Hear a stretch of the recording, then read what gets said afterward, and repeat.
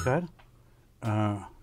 আসুন আমরা যেমন ভগবান শ্রীকৃষ্ণের প্রণাম মন্ত্র উচ্চারণ করে এই ভাগবত পাঠ শুরু করব। কৃষ্ণায় বাসুদেবায় হরয়ে পরমাত্মনে প্রণতক্লেশনাশায় গোবিন্দায় নমো নমঃ। हे कृष्ण करुणा सिंधु दीनबंधु जगतपते गोपेश गोपिका कांत राधा कांत नमस्तुते। তো আমরা বেশ কিছুদিন ধরে ভাগবত পাঠ করছি, আর আপনাদের মাধ্যমে বহু লোকের কাছে এই ভাগবত কথা পৌঁছে যাচ্ছে। আমরা পৌঁছেছি ভাগবতের একটা জায়গায় যেখানেতে যে ভীষ্ম যুদ্ধ হয়ে গিয়েছে, ভীষ্ম তিনি অপেক্ষা করছেন মৃত্যুর জন্যে, কেননা তার ইচ্ছা মৃত্যু ছিল। তো সেই ইচ্ছা মৃত্যুর জন্য তিনি অপেক্ষা করছেন যুদ্ধক্ষেত্রের মধ্যেই, কেননা অর্জুনের তীরে তার শরসজ্জা হয়েছিল। সমস্ত শরীরে এত তীর লেগেছিল, তিনি মাটিতে পড়ে গেলেও মাটি স্পর্শ করেনি তার শরীর, ওই রকম অবস্থায় তিনি ছিলেন।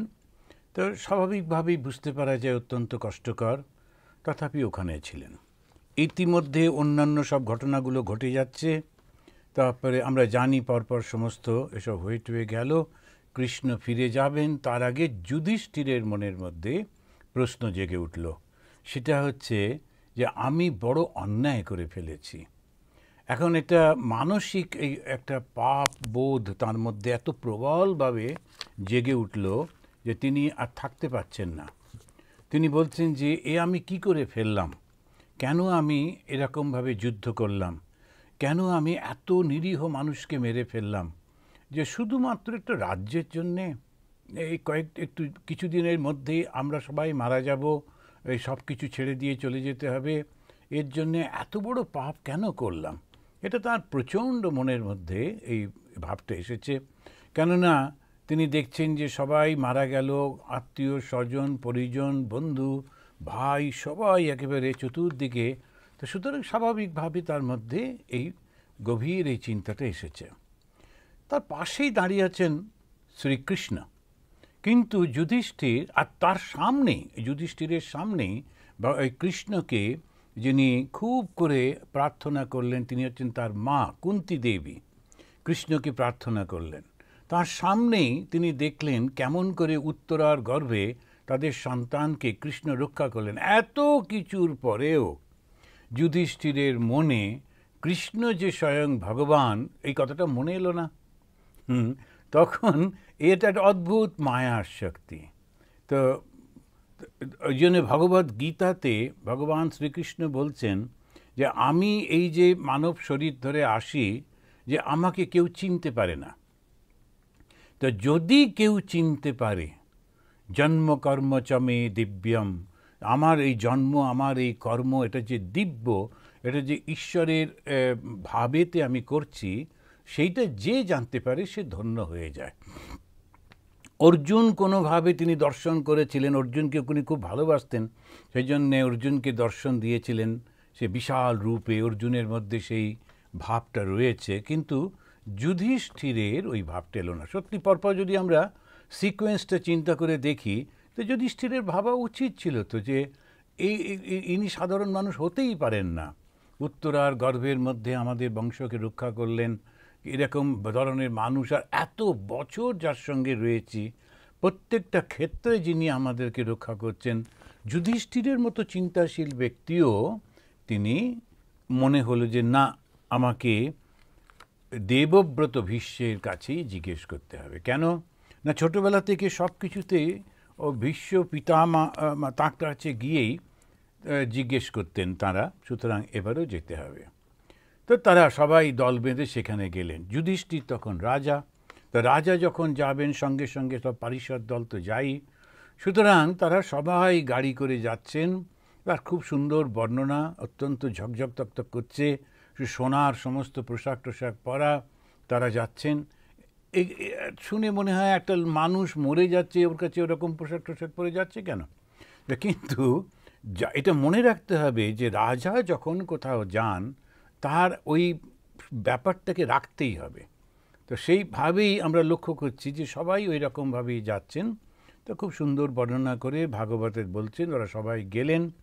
যাবার পর তখন ওই ভগবানকে দেখে এইবারেতে যে উনি বলছেন যে আমরা সেই হাটে হাঁড়ি ভেঙে দেওয়ার কথা এর আগের দিনে আলোচনা হয়েছিল, যে ভগবান যে তিনি যে ভগবান সেইটি খুব স্পষ্ট করে তখনকার দিনে যে মানুষটিকে সবাই মানত সে হচ্ছে দেবব্রত ভীষ্ম।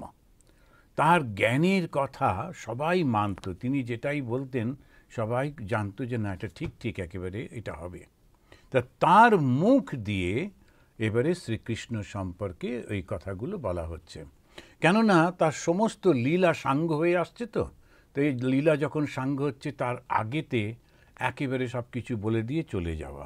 ভগবান শ্রীরামকৃষ্ণের কাছে যখন আমরা দেখি সেই উনি 1 জানুয়ারি 1886 সালে তিনি সবাইকে আশীর্বাদ করলেন। যে এসে দাঁড়ালো তার চরণ স্পর্শ করলো, প্রত্যেকে তার নিজের নিজের প্রার্থনা পরিপূর্ণ হয়ে গেল। তা এই হাটে হাঁড়ি ভেঙে দিচ্ছেন, আমি যে দেবতা, আমি যে ভগবান, এটি একেবারে সকলেই বুঝে যাচ্ছে, জেনে যাচ্ছে। তা সেইটি তিনি এখানে করছেন।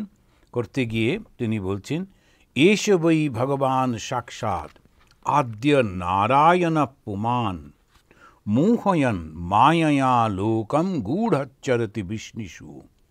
এখন এই হৃদয়ে যাকে সবসময় ধ্যান করতে হয় সেই জগদীশ্বর, সেই ভগবান স্বয়ং, তিনি কি দেখো কি সুন্দর, তিনি আমার সঙ্গে দেখা করতে এসছেন। ভীষ্ম তিনি বিষ্ণু, ভগবান বিষ্ণুকে পুজো করতেন। আর বিষ্ণুর অবতার যে কৃষ্ণ এটা তিনি খুব ভালো করে জানতেন, এবং কৃষ্ণের যে সমস্ত লীলা যা যা হচ্ছে, যা যা হবে, সে তার উপরে ওনার কোনো রকমভাবেই কোনো সংশয়, কোনো জিজ্ঞাসা ছিল না। তা সেইটি তিনি মনে মনে পোষণ করে চলেছেন, আবার তার বিরুদ্ধ তিনি সমস্ত ক্রিয়া করছেন। কেন? তিনি প্রতিজ্ঞাবদ্ধ বলে। তো এই ধর্মটাকে বোঝা বড় কঠিন। আমি জানি তিনি ভগবান এরকম, কিন্তু ভগবানের লীলাটাকে আমাকে সাপোর্ট করতে হবে, তার জন্যে এইগুলো সব প্রয়োজন। সমস্ত কিছু জেনে তিনি এটি করে যাচ্ছেন। শুনলে অবাক লাগে যে এই কৃষ্ণের বিরুদ্ধেই তিনি একদম অস্ত্র ধারণ করছেন। কৃষ্ণের বিরুদ্ধে নয়, অর্জুনের। আর যিনি জানেন অর্জুন মানেই কৃষ্ণ, তো সেই জন্য কৃষ্ণ রেগে যাচ্ছেন। যখন অর্জুনের পরাজয় হচ্ছে তখন কৃষ্ণ রেগে গিয়ে তিনি নিজেই বলেছিলেন অস্ত্র ধারণ করব না, সে ভগবানের প্রতিজ্ঞা ভঙ্গ করিয়েই ছাড়লেন ভীষ্ম। তো সে ভগবান আর কিছু না পাক একটা ভাঙা সে রথের চাকা তুলে নিয়ে তিনি আক্রমণ করতে যাচ্ছেন। অর্জুন এসে তাকে থামিয়ে বললেন যে না, তোমাকে যুদ্ধ করতে হবে না, কারণ তোমার প্রতিজ্ঞা ভঙ্গ করো না। তো এই সমস্ত কিছুর পেছনে আমরা যেটা লক্ষ্য করি যে সবাই কিন্তু ধর্ম পালন করে চলেছেন। সে ধর্মটা কি? প্রতিজ্ঞা রক্ষা। প্রতিজ্ঞা রক্ষা করাটাই ধর্ম। কৃষ্ণ প্রতিজ্ঞা করেছিলেন যুদ্ধে আমি অস্ত্র ধারণ করব না, কাউকে মারব না। তো তিনি যখন প্রচণ্ড রেগে গেছেন, যখন দেখছেন ভীষ্ম এত ভয়ঙ্কর যুদ্ধ করছে, ওকে ঠেকানো যাচ্ছে না, তখন এই আমরা মহাভারতের এই কাহিনীগুলো আমরা জানি। তা তিনি তখন একটা রথের চাকা পড়েছিল, সেটা নিয়ে যখন আক্রমণ করতে যাচ্ছেন ভীষ্মকে, তখন ভীষ্ম হাত জোড় করে, তিনি জানেন এটা তো খুব ভালোই, তো ভগবানের হাতেই আমার মৃত্যু হবে। কিন্তু অর্জুন তাড়াতাড়ি করে গিয়ে তার পা জড়িয়ে ধরে তাকে প্রতিজ্ঞাটা স্মরণ করিয়ে দিচ্ছেন যে তুমি তো প্রতিজ্ঞা করেছিলে তুমি যুদ্ধ করবে না, যুদ্ধ করো না, আমি করব, আমি দেখে নিচ্ছি, তুমি আমাকে একটু সময় দাও বলে ওনাকে থামালেন। তো এই যে মানে আমরা এই পরপর চোখের সামনে যদি এই ঘটনাগুলো জানা থাকে, তখন আমরা বুঝতে পারবো যে এই ভীষ্ম তিনি অপেক্ষা করছেন, এবং অপেক্ষা করতে করতে যখন সেই কৃষ্ণ এসে দাঁড়ালেন, তখন প্রথম স্কন্ধ 9ম অধ্যায় আর 10ম এই শ্লোকেতে যখন বলছেন কৃষ্ণঞ্চ তৎপ্রভাবঞ্চ আসিনম জগদীশ্বরম হৃদিস্তম পূজয়ামাস মায়ায়ো বিগ্রহম। মায়ার মাধ্যমে তিনি বিগ্রহ ধারণ করেছেন, শরীর ধারণ করেছেন, এটা কে বলছেন? ভীষ্ম বলছেন, যে দেবব্রত ভীষ্ম। যে দেবব্রত ভীষ্মের সেই পরিপূর্ণ জ্ঞানটা রয়েছে। তো যখন কৃষ্ণ তা গীতাতে বলেছিলেন অর্জুনকে যে আমাকে জানতে পারবে, এই আমরা দেখতে পাচ্ছি যে দেবব্রত ভীষ্ম তাকে জানতে পেরেছেন, তিনি তাকে পরিষ্কার পরিষ্কার করে চিনতে পেরেছেন। স্বামী বিবেকানন্দ, শ্রীরামকৃষ্ণের শরীরটা কুঁকড়ে গেছে, এই সে তার শরীরে অসুস্থ, তো সেই রকম অবস্থায় সবাই বলছে যে বাবা ক্যান্সার হয়েছে। লোকে তো তখন জানতো না, বলছে এটা হয়তো ছোঁয়াচে, সব দূরে থাকতে হবে ইত্যাদি ইত্যাদি। তখন এই অল্প বয়সী যুবক, তখন কত বয়স হবে, হয়তো 21-22 বছর বয়স হবে, তখন এই নরেন্দ্রনাথ এসে বললেন যে এই মানুষটা হচ্ছে স্বয়ং ভগবান, পরিপূর্ণ ভগবান। তোমরা এখনো বিশ্বাস করতে পারছো না? এই হচ্ছে উপলব্ধি। এই উপলব্ধি যার হয়, তো সঙ্গে সঙ্গে সে মুক্ত হয়ে যায়। তো ভীষ্মের ক্ষেত্রে যেটা আমরা দেখছি, বিবেকানন্দের ক্ষেত্রেও আমরা সেটাই দেখেছি, যে তিনি ঠিক চিনতে পেরেছেন। কৃষ্ণ তখন চুপ করে দাঁড়িয়ে আছেন, যেন কিছুটা তার কোনো কাজ নেই, কি করবেন তিনি। তো এরা তো সব রাজা টাজা, সব বড় বড় ব্যাপার, উনি একটা ছোট রাজ্য তো চালান ওই পর্যন্ত, কিন্তু সব কিছু উনিই করে দিয়েছেন, অথচ কোনো রকম নিরহংকার হয়ে দাঁড়িয়ে আছেন। তখন ভীষ্ম তাকে বলছেন যে হৃদয়ে যাকে সর্বদা ধ্যান করতে হয় সেই জগদীশ্বর, সেই গোবিন্দ, তিনি কৃষ্ণ রূপে দেখো আমার কাছে এসেছেন। তো ভীষণ আনন্দ হয়েছে ভীষ্মের। এবারে তার তো যাবার সময় হলো, তা মনে মনে তিনি ভাবছেন, তিনি বলছেন যে এষ বৈ ভগবান সাক্ষাৎ আদ্য নারায়ণ পুমান। এই কৃষ্ণ সম্পর্কে তিনি বলছেন এষ বৈ ভগবান সাক্ষাৎ।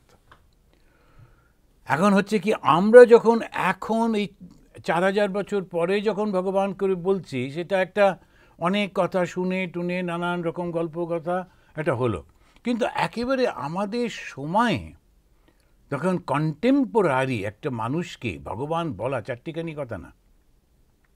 আমার পাশেই রয়েছেন, আমার সঙ্গে খাচ্ছেন, আমার সঙ্গে বেড়াচ্ছেন, গল্প করছেন, কিন্তু তিনিই সাক্ষাৎ ভগবান, এটা বলা এবং সেটা বিশ্বাস করা ভীষণ কঠিন। তাই ভগবান শ্রীরামকৃষ্ণ তিনি ওই পাশে পাশে ঘুরছেন। আজকে আমরা কত কষ্ট করি ধ্যানের মধ্যে একবার থেকে দেখার চেষ্টা, কিন্তু তাকে পাওয়া যায় না। আর সেই সময় তাকে সম্পূর্ণভাবে দেখেও লোকেরা উঠে চলে চলে যেত, শুনতো না। তা সেইটাতেই উনি বলছেন যে এষ বৈ ভগবান সাক্ষাৎ, এই যে কৃষ্ণই হচ্ছেন স্বয়ং ভগবান। তো তিনি ওই 9 অধ্যায় 18 নম্বর শ্লোকে বলতে গিয়ে বলছেন এষ বৈ ভগবান সাক্ষাৎ, ইনি সেই আদি পুরুষ নারায়ণ, আদ্য নারায়ণ পুমান। আদি পুরুষ, আদি পুরুষ মানে কি? যার থেকে সব কিছু সৃষ্টি হয়েছে। পুরুষ কেন বললেন? কেননা প্রত্যেকটি প্রাণীর অন্তরে তিনি উপস্থিত আছেন বলেই তাকে পুরুষ বলা হচ্ছে। পুরে অবস্থিত ইয়া সা, তা যিনি হৃদয়ের মধ্যে রয়েছেন, তো তিনি কে? চৈতন্য। হৃদয়ের মধ্যে কে থাকেন? তো চৈতন্য থাকেন। চৈতন্য না থাকলে তো কিছু থাকে না। তো কেমন করে তিনি থাকেন সেটা নিয়ে দার্শনিকরা নানান রকম কথা বলেন। তা এটা যেটা বলেন যে যিনি সেই চৈতন্য স্বরূপ, যিনি, তিনি আমাদের প্রত্যেকটি প্রাণীর অন্তরে, বুদ্ধিতে তিনি প্রতিফলিত হন। সত্যি সত্যি না, কিন্তু যে প্রতিফলিত হলেও সেই প্রতিফলিত এত সুন্দর যে এক একটা মানুষ কি সুন্দর সব হচ্ছে।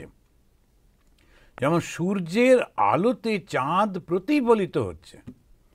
চাঁদের তো নিজস্ব আলো নেই, কিন্তু তথাপি আমরা চাঁদকে দেখে মুগ্ধ হয়ে যাচ্ছি। এই তো 2 দিন আগে যখন সেই কোজাগরি লক্ষ্মী পুজো হলো, সেই লক্ষ্মী পুজো চাঁদের ছবি তুলে আমি নিজেই মুগ্ধ। এই ছোট ক্যামেরায়, এই ক্যামেরা বলতে ওই ফোন, কিন্তু কি সুন্দর ছবিটা এসছে। চতুর্দিকে তারার মধ্যে বিরাট বড় চাঁদ ঝলঝল করছে। আর এই যে পূর্ণিমাটা, কোজাগরি পূর্ণিমা, এটাতে চাঁদ সব থেকে বেশি সাদা হয়, সেই জন্য একেবারে কোজাগরি। আবার এর পরের যে অমাবস্যাটা হবে, সেটা হবে সব থেকে বেশি অন্ধকার, কেননা কালী পুজো আসছে। তো এই সমস্ত, তো এই ঝকঝক তক্তক করছে এরকম সেই চাঁদ, কিন্তু চাঁদের আলোটা নয়, ওটা তো সূর্যের আলো। তো সেটা নিয়ে কেউ ভাবে না। তেমনিভাবে আমরা যখন প্রাণীগুলোকে দেখি, সেই প্রাণীদের জন্যেই আমাদের এত চিন্তা ভাবনা, কিন্তু আসলে সেই প্রাণীর মধ্যে যিনি প্রতিফলিত হচ্ছেন তাকে নিয়ে আমরা এত ভাবি না।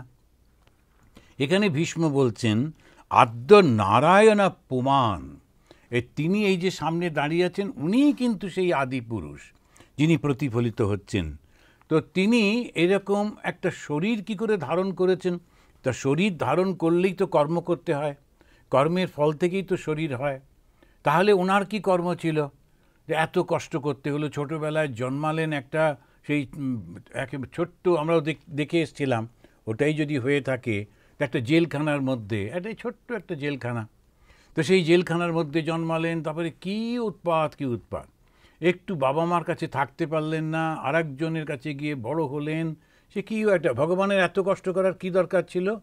তো কারণ তখন তিনি বলছেন আসলে মায়ার শক্তিতে নিজেকে সৃষ্টি করেছেন তিনি। এই মায়া শক্তি কীরকম দেখে মনে হচ্ছে সত্যি সত্যি, কিন্তু আসলে সত্যি নয়। তো ওইটাই মায়া শক্তি। সেই মায়া শক্তিতে তিনি নিজেকে সৃষ্টি করে আমাদের সামনে দাঁড়িয়ে আছেন, আমাদের সঙ্গে কথা বলছেন, আমাদের সঙ্গে মিশছেন, সমস্ত কিছু। তো এইটা মানুষে ধরতে পারছে না কেন? তার কারণ মোহয়ন মায়া লোকম, এই যে মায়ার দ্বারা তিনি সমস্ত মানুষকে মোহমুগ্ধ করে দিয়েছেন।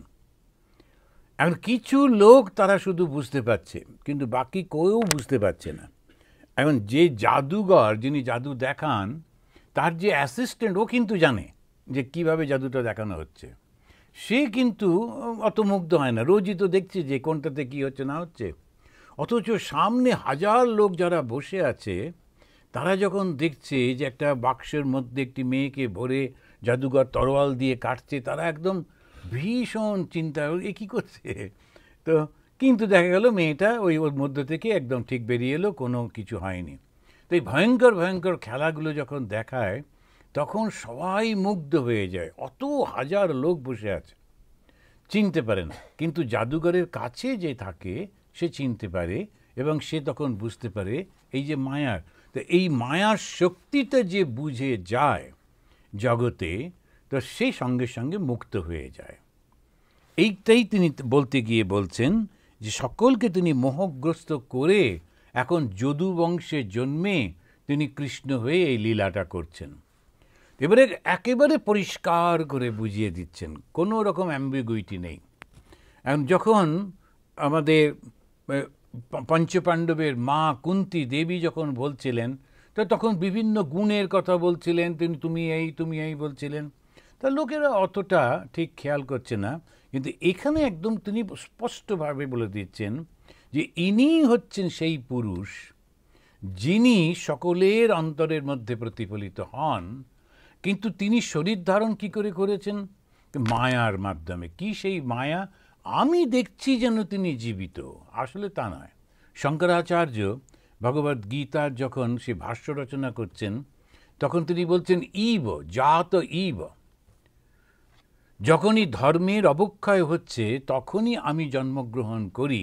এই কথাটা যখন বললেন, যদা যদা হি ধর্মস্য গ্লানি ভবতি অভ্যুত্থানম, তো অভ্যুত্থান হচ্ছে যখন ভগবানের, তিনি যখন নিজেকে সৃষ্টি করছেন সত্যি সত্যি, তখন শঙ্করাচার্য বলেন না, ইব যেন তিনি জন্মগ্রহণ করেন, মনে হচ্ছে যেন জন্মগ্রহণ করেছেন, মনে হচ্ছে যেন মারা গেলেন, মনে হচ্ছে যেন তিনি ক্রিয়া করছেন, আসলে সমস্ত কিছু মনে হচ্ছে।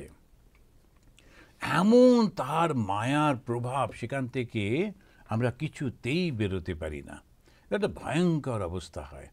তো সেইটার জন্যেই ওই মায়ার প্রভাব থেকে যারা বেরিয়ে যেতে পারে, তো তাদেরকে সকলে ধন্য ধন্য করে। ভগবান শ্রীরামকৃষ্ণ তিনি খুব সুন্দর উদাহরণ দিচ্ছেন, বলছেন যখন জেলেরা জাল ফেলে, তখন ওই একটা দুটো মাছ জালে পড়েছিল, তবু দুম দুম করে জাল থেকে বেরিয়ে ঝাঁপিয়ে অন্য জায়গায় চলে গেল।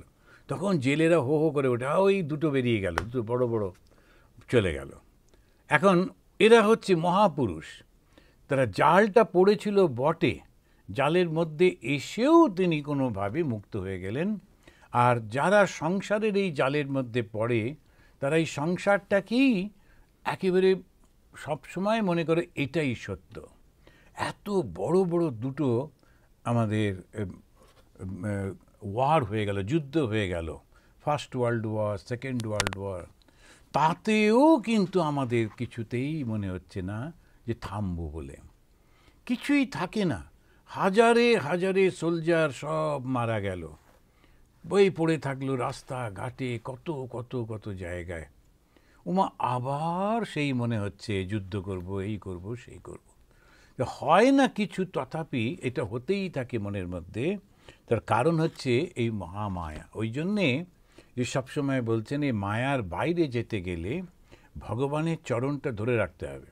কেন? উনিই তো খেলাচ্ছেন। এবারে যদি তার থেকে দূরে থাকি, কে কে রাখতে পারে? ওই জাদুঘরই তো রাখতে পারেন না। তো জাদুঘর যদি বলেন আচ্ছা আমার পাশে এসে দাঁড়াও, তখন আমি দেখলাম না, ওই জাদুর মোহর মধ্যে আমি পড়িনি। এরপরেই সেই গঙ্গাপুত্র দেবব্রত ভীষ্ম অসাধারণভাবে সে ভগবানের সংজ্ঞা দিচ্ছেন। ভগবান কে, এইটা আমরা এখানে খুব সুন্দর করে পাই।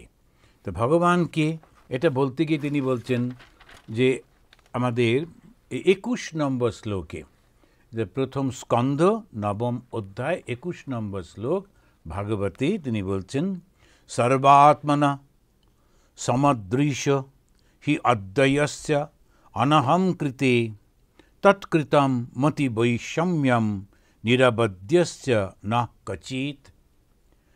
তিনি বলছেন যে ভগবানকে, তিনি হচ্ছেন ভগবান যিনি সকলের আত্মা। তা আমরা যখন এই ভগবান বলি, যে কী করে বুঝবো যে তিনি ভগবান? তিনি এরকম তো লোকেরা সব নিজের নিজের যাকে ভালোবাসে তাকে ভগবান একটা নাম টাম দিয়ে দেয়, অবতার এসব বলে টলে, কিন্তু শাস্ত্র থেকে বুঝতে হবে। তো শাস্ত্র বলবে যে তিনি ভগবান কিনা। তো ভগবান শ্রীরামকৃষ্ণ অবতার, অবতারের সমস্ত লক্ষণ তার মধ্যে রয়েছে, এইটা নিয়ে একটা বিরাট বড় ডিবেট হয়েছিল। এবং সেই ডিবেটের একদিকে ছিলেন ভৈরবী ব্রাহ্মণী। দেখুন, এই শ্রীরামকৃষ্ণের সময়তেই তখনও কিন্তু মহিলাদের জ্ঞানকে অস্বীকার করা হয়নি, তখনও সেই মহিলাদের জ্ঞানের উপরে বিশ্বাস করা হচ্ছে। তো অবশ্য অনেকটা ভেঙে গেছিল, কেননা ইসলামিক শাসন, তারপরে ব্রিটিশ শাসনে অনেকটা আমাদের, কিন্তু তথাপি এই শাস্ত্র জ্ঞানে যখন আসছে তখন সেই ভৈরবী ব্রাহ্মণী মা তিনি একদিকে বসেছেন, আর একদিকে অন্য সমস্ত পণ্ডিতরা বসেছেন, বড় বড় তখনকার দিনের শ্রেষ্ঠ পণ্ডিত। এবং ওই ভৈরবী মা তখন শাস্ত্র থেকে উদ্ধৃত দিয়ে দিয়ে যে অবতারের লক্ষণটা কী কী কী কী হলে হয় তিনি বলে যাচ্ছেন। তো এইখানেতে আর শ্রীরামকৃষ্ণের জীবনের সঙ্গে মিলিয়ে মিলিয়ে যাচ্ছেন। যদি তখন মাস্টারমশাই থাকতেন বা কেউ একজন সেটা যদি নোট করে রাখতো তাহলে কত ভালো হতো। তো যাই হোক, এখন সর্বাত্মনা, তিনি সকলের আত্মা। সমদৃশ, তিনি হচ্ছেন সমদর্শী। তো কি অদ্ভুত অদ্ভুত শব্দগুলো ব্যবহার করছেন।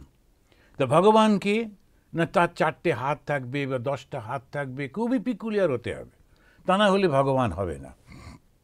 তিনি ঠিক আমাদের মতো নন, তার অনেকগুলো মাথা থাকবে, অনেকগুলো চোখ থাকবে, এরকম নানান রকম আমরা ভেবে বসি, কিন্তু তার সঙ্গে ভগবানের কোনো সম্পর্ক নেই। ওগুলো এক একটা কল্পনা মাত্র। ঋষিরা তাদের যে একটা ধারণা হচ্ছে, সেই ধারণাটাকে একটা রূপ দেয়, সেই রূপটাকে বলে ধ্যান মন্ত্র। দেখবেন প্রত্যেকটা দেবীর, প্রত্যেকটা দেবতার একটা ধ্যান মন্ত্র আছে। তো ধ্যান মন্ত্র মানে কি? ঋষি তিনি কল্পনাতে ওটাকে ধ্যান করছেন। ধ্যান মানে তো একটা খুব কল্পনা, সেই কল্পনার মধ্যে ডুবে যাচ্ছেন। সেই ডুবে গিয়ে তিনি সেই রূপটাকে দেখতে পাচ্ছেন, তখন তিনি বর্ণনা করে চলেছেন যে তিনি এইরকম, তিনি এরকম, তিনি এইরকম বলে একটা বর্ণনা করছেন। কিন্তু সেই তো ওই রূপটা তিনি দেখেছেন, বর্ণনা করছেন একটা, আচ্ছা ঠিক আছে ওই রকম একটা রূপ হলো, কিন্তু আসলে তো কোনো রূপ নেই না। তা রূপ যেই থাকবে তখনই তো তিনি ছোট হয়ে গেলেন, ক্ষুদ্র হয়ে গেলেন। তখন নির্গুণ যদি না হন, নিরাকার যদি না হন, তাহলে ভগবান কি করে হবেন? সর্বব্যাপিত্ব না থাকলে তিনি ভগবান কি করে হবেন? তো সর্বব্যাপিত্ব থাকলেই তো দেহটা থাকা যায় না, দেহ থাকলেই ক্ষুদ্রত হয়ে যায়।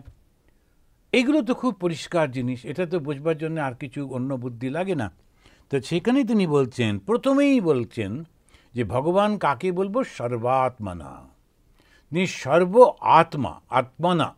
আত্মনা মানে তার সকলের আত্মা। আত্মাটা মানে আমাদের মধ্যে যে চৈতন্য রয়েছে, যে চেতনাটা রয়েছে, যেটা আছে বলেই আমরা কথা বলছি, খাচ্ছি, ঘুরছি, হাসছি, অনুভব করছি, ওই চৈতন্যটার জন্যে। ওই চৈতন্য যেদিন থাকবে না, তখন ছবি হয়ে দেওয়ালে ঝুলে পড়তে হবে, আর কোনো উপায় নেই, যদি কেউ ছবি টবি রাখে থাকে, নইলে তো অনেকে আবার রাখবেও না। তো এখন তো এই যে আমাদের যে সব কিছুই যে এত সুন্দর শরীরটা, এই শরীরটার মূল্যটা কোথায়? মূল্যটা হচ্ছে ওই চেতনাটা আছে বলে। আর ওই চেতনা কোত্থেকে আসছে? ওই ভগবান থেকে আসছে। তো তিনি আমাদের মধ্যে ওই চেতনাটা দিয়েছেন। আর যেহেতু তিনি সকলের মধ্যে রয়েছেন, তাই বলা হলো সমদৃশ। তিনি সমদর্শী, কোনো বিভেদ করেন না। ভগবান যদি বিভেদ করেন তাহলে তিনি ভগবান হন না। তো এই জিনিসগুলো যদি আমরা বুঝতে পারি, তখন বুঝতে পারবো যে আমরা যখন ধর্মের নিয়ে বিভেদের কথা বলি, তখন ওই লোকটা বিভেদের কথা বলছে, ওর একটা স্বার্থ আছে, সেই জন্যই ধর্মটাকে ওইভাবে ব্যাখ্যা করছে। ভগবানের দৃষ্টিতে কখনো বিভেদ হতে পারে না। কেন? ভগবানই তো সৃষ্টি করছেন না। আমি সৃষ্টি করলাম, তা একজন ছবি আঁকছে, তা ছবি আঁকার মধ্যে সে একটা গাছ আঁকলো, একটা ফুল আঁকলো, একটা পাখি আঁকলো, তার তলায় একটা নৌকো আঁকলো, তার উপর একটা মানুষ বসে আছে আঁকলো। এখন তার কাছে বিভেদের কি হলো? তার মনে হলো সবই তো একই, সেই রং সেই তুলি দিয়ে এক একজনকে এক একটা। তা না হলে যদি শুধু একটা সাদা পাতা রেখে দেয় তাহলে তো সৃষ্টি হয় না। আর যদি সৃষ্টির মধ্যে শুধু ফুল আঁকে, তখন কীরকম আছে, এক গাদা লাল রঙের ফুল আছে, জাগে যাক খানিকক্ষণ তোকে, আর ভাল লাগবে না দেখতে। কিন্তু বৈচিত্র্যের মধ্যেই তিনি ঐক্যটা আনছেন। কে করছেন? সেই চিত্রকর। তা চিত্রকরের দৃষ্টিতে সবাই সমান। আমরা যখন এসে দেখছি, আমরা বলছি বাহ, এই পাখিটা খুব সুন্দর, তলার পশুটা অত সুন্দর নয় আমার দৃষ্টিতে। চিত্রকরের দৃষ্টিতে দুটোই একই। তা এইটাই যদি মনে করি, তখন দেখা যাবে সমদৃশ, তিনি সমদর্শী। হি অদ্বয়স্য, তিনি অদ্বিতীয়, তার কোনো আর দ্বিতীয় কেউ নেই। ভগবানের আর একজন কোনো ভাই থাকবে, বোন থাকবে, এটা হতেই পারে না। যদিও আমরা জগন্নাথ একা একা থাকবেন, আমাদের একটা ভাই বোন না থাকলে ঠিক জমে না। তো সেই জন্যে আমরা ওগুলো, তো ওই জগন্নাথের পাশেও ওর বোনকে বসিয়েছি, একটা ভাইও বসিয়েছি, ওই 3 ভাই বোন মিলে বেশ ঘুরে ঘুরে বেড়াচ্ছে। জগন্নাথের কোনো ভাইও নেই, বোনও নেই। সেই জন্যে তিনি অদ্বিতীয়। মানে নেগেটিভ, দ্বিতীয় মানে 2, কোনো 2 নেই, তিনি একা হয়ে রয়েছেন। তো ওই যে বোন দেখা যাচ্ছে আমাদের জগন্নাথ মন্দিরে যখন যাই, তো জগন্নাথ দেবকে এক পাশে বসিয়ে, বোনকে সুভদ্রাকে মাঝখানে বসিয়েছে, তার পাশে বলরাম বসে আছেন, তো ইত্যাদি করে একটা সব ভাবনা টাবনা হয়েছে, এটা আমাদের ভালো লাগে বলে।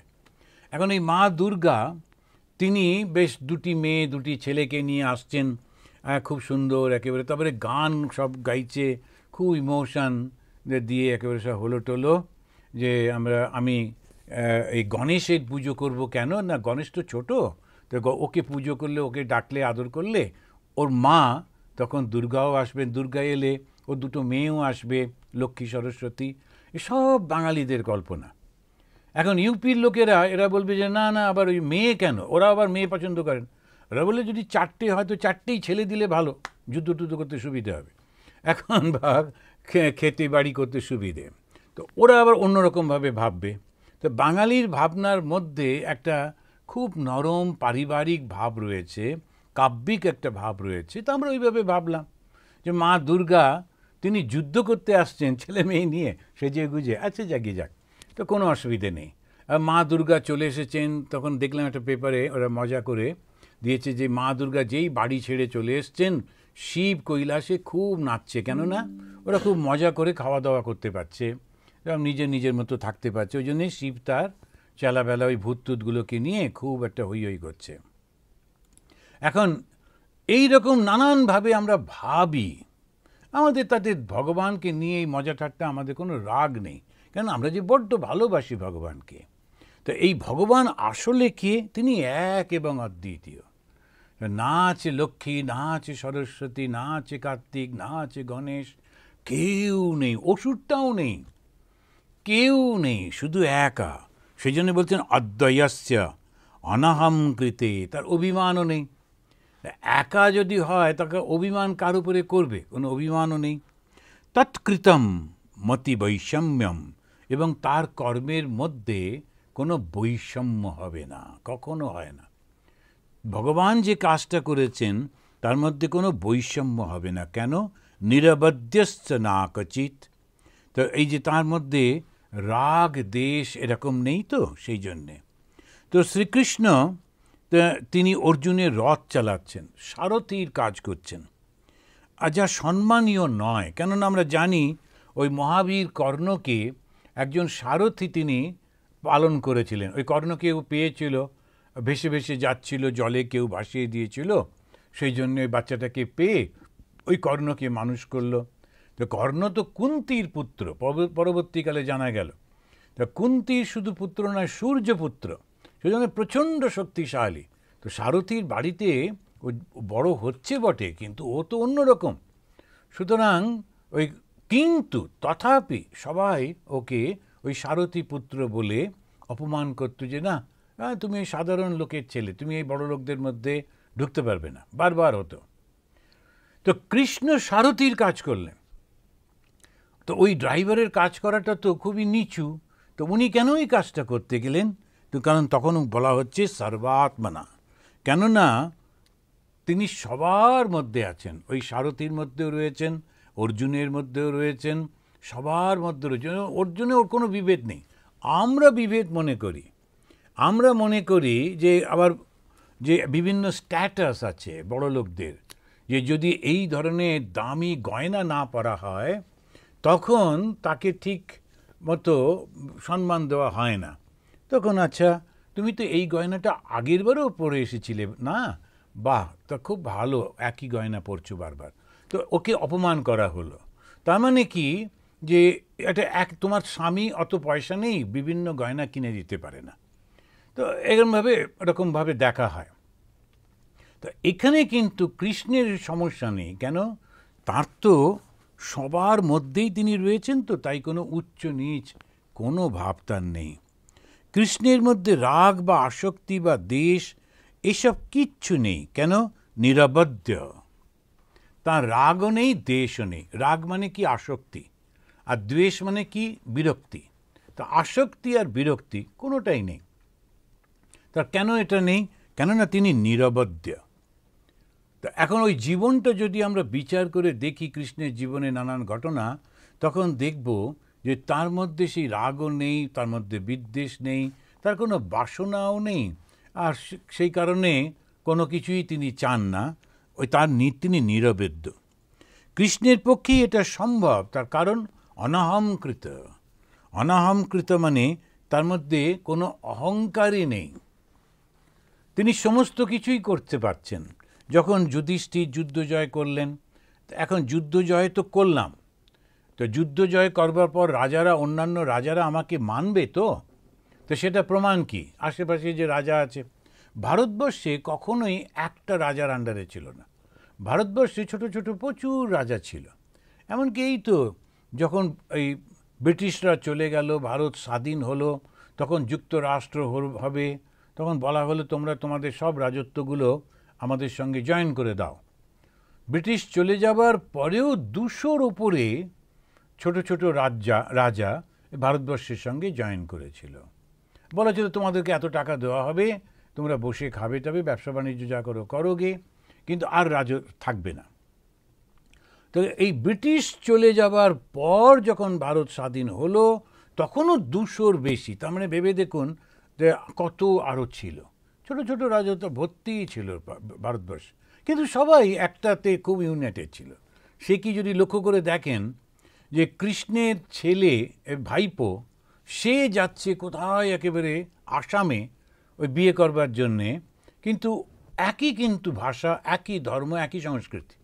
কোথায় সেই আসামে যাচ্ছে বিয়ে করতে, আর ওই গৌহাটি পেরিয়ে ও যাচ্ছিল, তো তারপরে যাই হোক ওখানেতে বন্দি করে রেখেছিল ওকে, কৃষ্ণ গিসলেন ওখানে।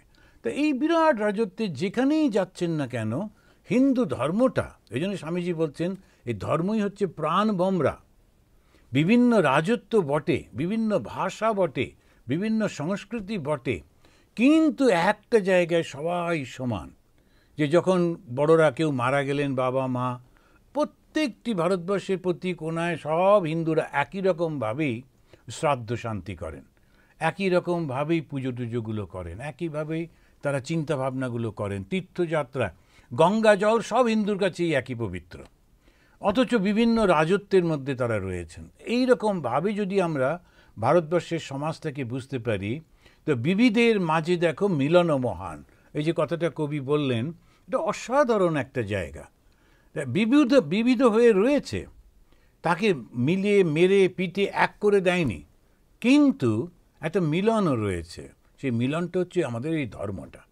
তো এই ধর্মতে এই যে ভাগবত আমি বাংলায় পড়ছি, এই ভাগবত হিন্দিতে পড়ে, এই ভাগবত তামিলে পড়ছে, এই ভাগবত তেলেগুতে পড়ছে, সব ভাষাতে পড়ছে, কিন্তু এই ভাগবতই পড়ছে। সুতরাং এইভাবে যদি আমরা লক্ষ্য করে দেখি যে কি অসাধারণভাবে, তো কৃষ্ণ হচ্ছেন আমাদের ভগবান। কেন তিনি ভগবান? তার মধ্যে কোনো অহংকার ছিল না। যদি অহংকার থাকে তখন আমরা তাকে ভগবান বলতে পারবো না। আর তিনি নিরহংকারী কি করে হলেন? কেননা অদ্বয়। অহংকার কখন আসে? যখন আমি কারুর সঙ্গে নিজেকে তুলনা করি, আমি ওর থেকে বড়, আমি ওর থেকে ভালো, এই রকম চিন্তা ভাবনা হলে তো অহংকার আসবে। আর কেউ কোথাও নেই, কারুর সঙ্গে তুলনাই করতে পারছি না, তাহলে অহংকার আসবে কোত্থেকে? সেই জন্যে ভগবান তিনি এক এবং দ্বিতীয় বলে কেউ নেই, সেই জন্যে কোনো অহংকার নেই। তো এই অহংকার নেই কি করে আমরা বুঝবো? কেননা তিনি ছাড়া দ্বিতীয় তো কেউ নেই না, কার সঙ্গে কম্পেয়ার করবেন? তখন এক বাবার মা, দুই ব্রাহ্মণ, মানে খুব করে তারা তপস্যা করছে। তো ভগবান বিষ্ণু এসে দেখা দিলেন যে কী চাই? বলে না, তোমার মতো আমাদের একটা সন্তান চাই। বলে এই তো আবার মুশকিলে ফেললে, সন্তান চাই বললেই হয়, আমি দেখে নিচ্ছি, কিন্তু আবার আমার মতো সন্তান, আচ্ছা দেখি কোথায় পাই, আমার মতো কে কে আছে। এবার বিষ্ণু সবাইকে পাঠালেন, দেখো আমার মতো কেউ আছে কি না, তাহলে তাকে বলবো সন্তান হতে। অনেক সব জায়গায় ঘুরে টুরে এসে সবাই বলল যে না, আপনার মতো কাউকে দেখতে পেলাম না। তখন বিষ্ণু বললেন যে তাহলে আর কি করা? তা তোমরা এমন তপস্যা করেছো, তোমাদের তো দিতেই হবে আশীর্বাদ। তা এখন আবার তোমাদের একমাত্র ইচ্ছা হচ্ছে আমি যাতে তোমাদের সন্তান হয়ে জন্মাই। বেশ, তা আমি কয়েকবার পৃথিবীতে আসব, আর কয়েকবার তোমরা আমার বাবা মা হবে। তো এই প্রত্যেকবার তারা এইরকম ওই বসুদেব এবং এবারে যে বাবা হলেন ওই সেই বৃদ্ধ ব্রাহ্মণ এবং তার ব্রাহ্মণী, তারা বারংবার বিভিন্ন রূপ ধারণ করে এই কৃষ্ণেরই, ভগবান বিষ্ণুরই বাবা হচ্ছেন। তো এইরকমভাবে তিনি দ্বিতীয়ত কেউ নেই, তো তিনি অদ্বয়। আবার কৃষ্ণই সব হয়ে রয়েছেন, সেই জন্যে সমদৃশ। আমি তো একই দৃষ্টিতে দেখব, আমারই বিভিন্ন রকম ছবি যদি আমি দেখি, তখন আমি কি দেখব? কখনো দেখা যাচ্ছে একটা পাগড়ি পরে দাঁড়িয়ে যাচ্ছে, কখনো মাথায় পাগড়ি নেই, কখনো জামা কাপড়, কখনো এরকম বিভিন্ন ছবি। যদি একটা মানুষের ছবি বিভিন্ন জায়গায় টাঙানো থাকে, আমাদের সকলেরই নানান রকম, তো আমি কি মনে করব না এইটা ভালো, এইটা ভালো না, এটাকে ফেলে দাও, এরকম কি বলবে? না, একই ছবি তো, সমদৃশ্য। সেই জন্যে আমাদের এই যে নানান রকমের সৃষ্টি হয়েছে, এই সৃষ্টির মধ্যে কোনো পার্থক্য দেখা যায় না, ভগবান দেখতে পান না। তো যারা ভগবান লাভ করতে চেষ্টা করছেন তাদেরও তো সেটা হবে না। যদি আমরা বিভিন্নভাবে দেখি, তখন আমরা কখনোই ভগবান লাভ করতে পারবো না। কেননা ভগবান যে লাভ করে সেও তো ভগবানের সঙ্গে মিলে যায়। তা ভগবানকে লাভ করতে গেলে ভগবানের এই সবকটা গুণ আমাদের মধ্যে আনতেই হবে। তা আমি একে নিন্দা করি, ওকে করি, অথচ তাতে কিছু লাভ হবে না। সেই জন্যই বলছেন এই সমস্ত গুণগুলো এই ভগবানের মধ্যে রয়েছে। তারপরে উনি বলছেন, তথাপি একান্ত ভক্তেষু পশ্য ভূপ অনুকম্পিতম। তারপরেও তুমি দেখো, এই যে ভগবান, যিনি কখনো কাউকে এ আমার নয় এরকম বলেন, কেননা সবই তিনি, তার মধ্যেও কিন্তু একটু বৈশিষ্ট্য আছে। কি বৈশিষ্ট্য?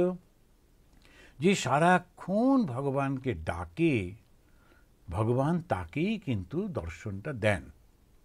তা সেই জন্যে যে ছোট বাচ্চা, সে আর কিছু জানে না, ওই মার পেছন পেছন ঘুরছে আর মা মা করে ডাকছে, তো তখন মা শেষমেশ ওকে কোলে তুলে নেয়।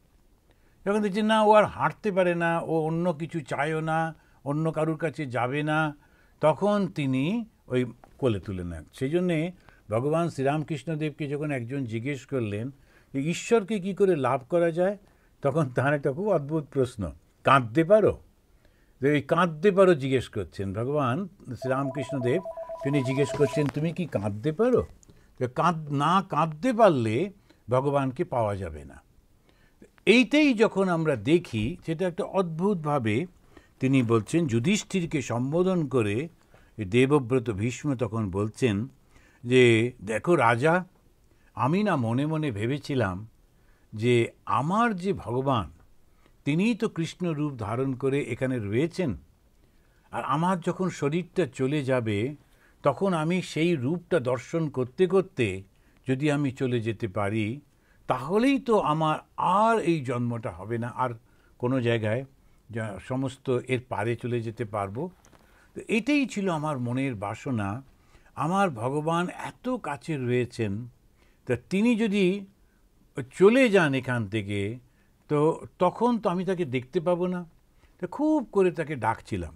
সেই কারণে তোমার মনের মধ্যে সন্দেহ জাগ্রত করলেন।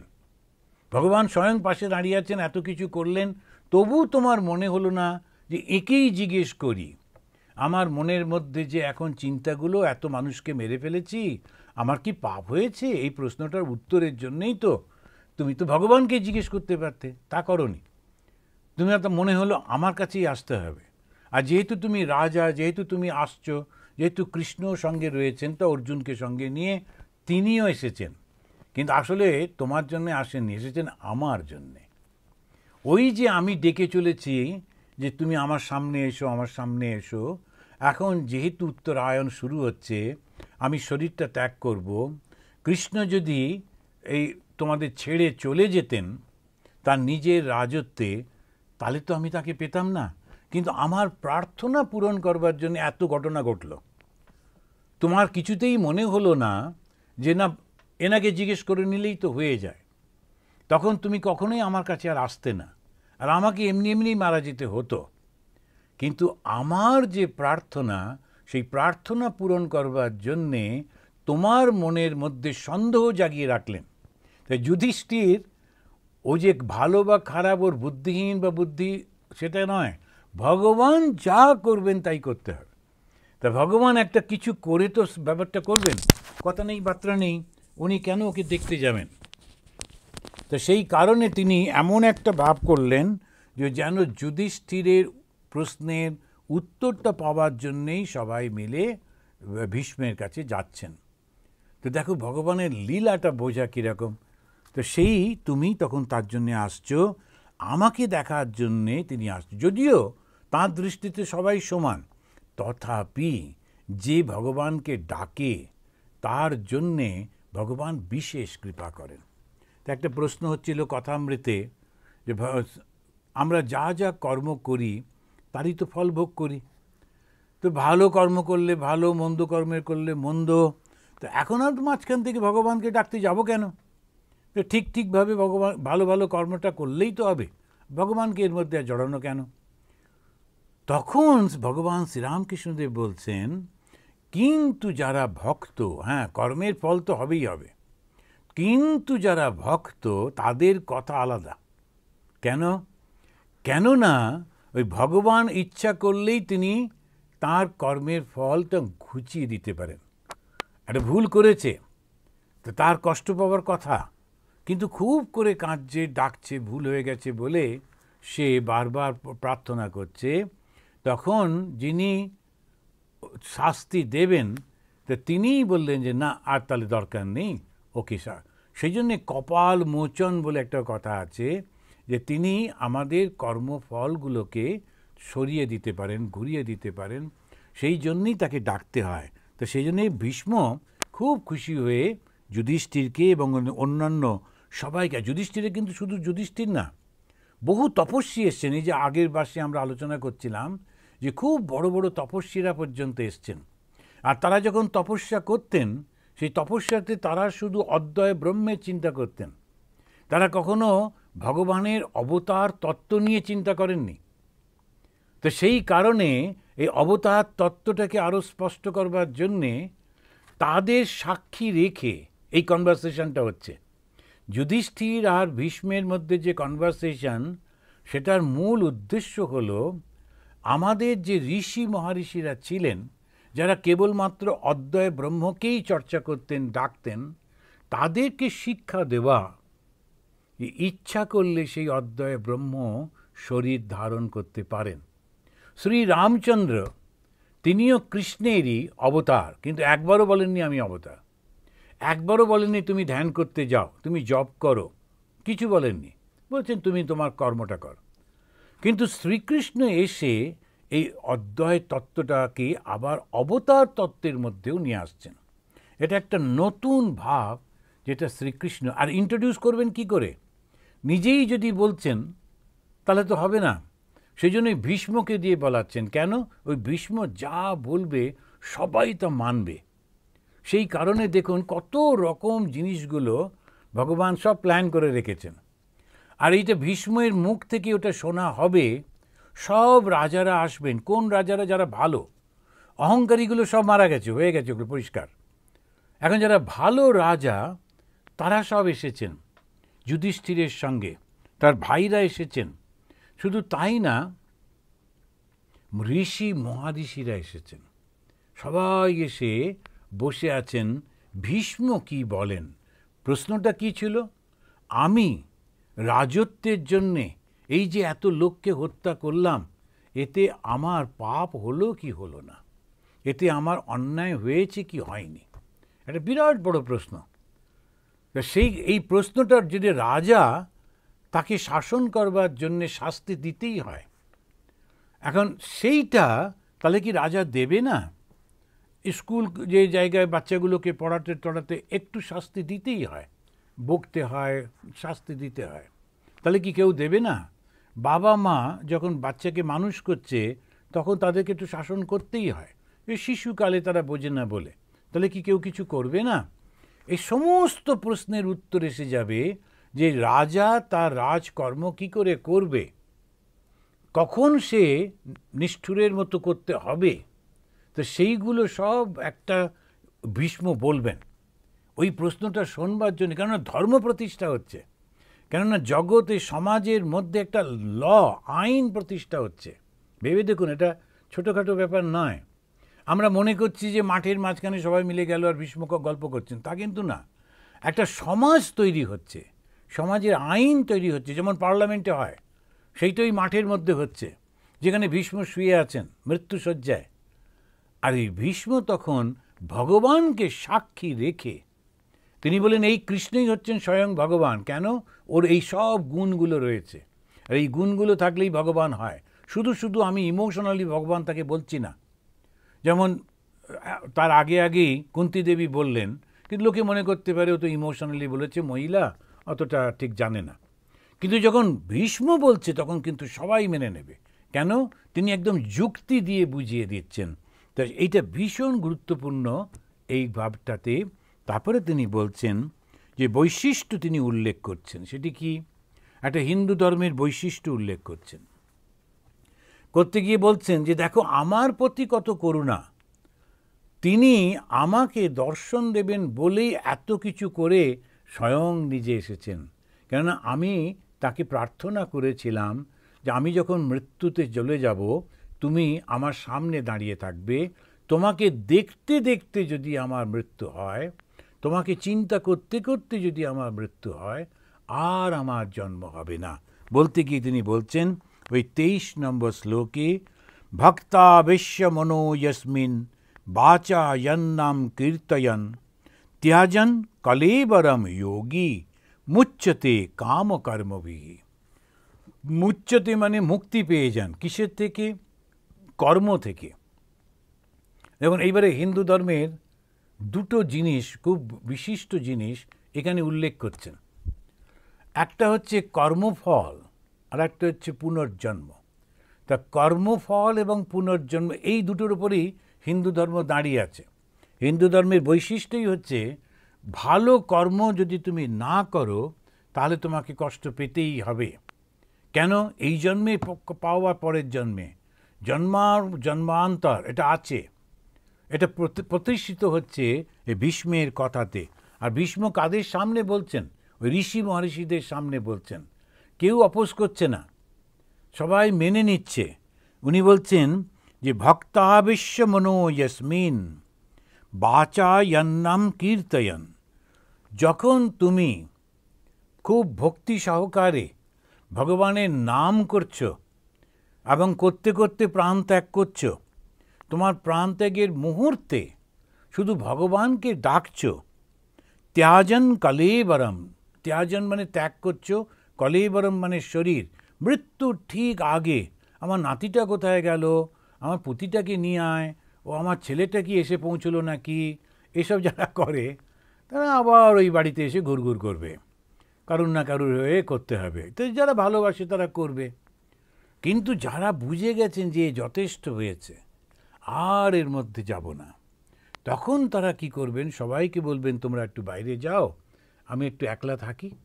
আর সেই একলা থাকার সময় তো উনি বুঝে গেছেন যে এবারে প্রাণটা বেরিয়ে যাবে, তখন তিনি শুধুমাত্র তাঁর সেই ভগবানকে চিন্তা করছেন আর তার নাম করছেন।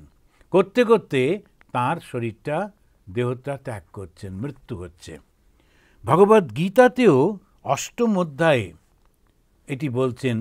৫ নম্বর, ৬ নম্বর আর ৭ নম্বর এই ৩টে মন্ত্রে গীতাতে বলছেন যে যদি তুমি মৃত্যুর সময় যেমন চিন্তা করবে তোমাকে সেখানেই যেতে হবে।